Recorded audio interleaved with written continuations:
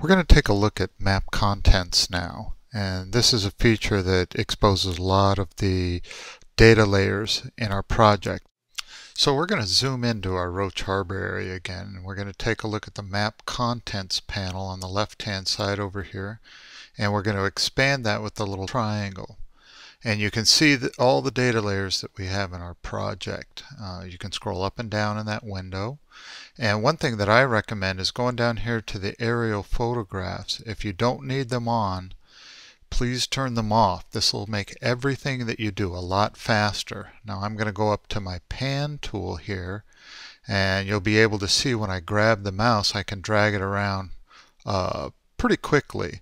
Whereas if you have the aerial photos on, it's much slower to draw. So that's a good performance enhancing tip. So one of the things we're going to take a look at is the public land survey system. And anywhere there's a checkbox, if you click that checkbox, it'll bring up that layer. And this is the PLSS layer, section, township, and range.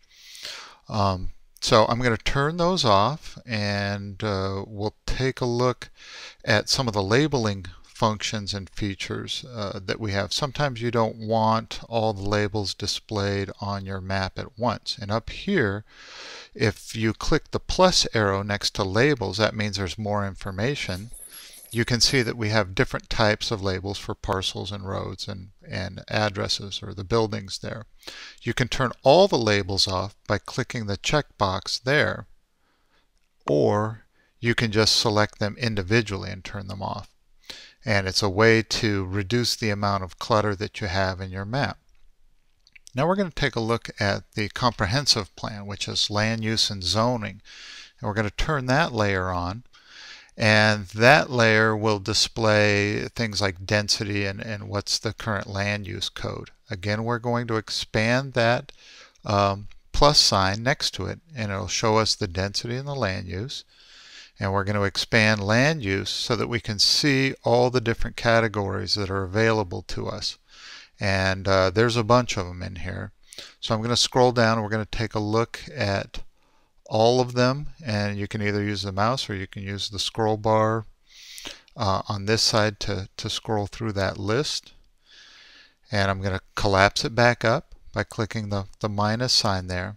And now I'm going to use the map identify tool, and this is very powerful and used with map contents, because now I can click on that and I can get more information about that. I'm going to go up and I'm going to say view all visible layers so that I can see all the visible layers that I have turned on. And you can see under land use that I have a master plan resort here, and that's what I identified as the information for that layer, for the land use layer.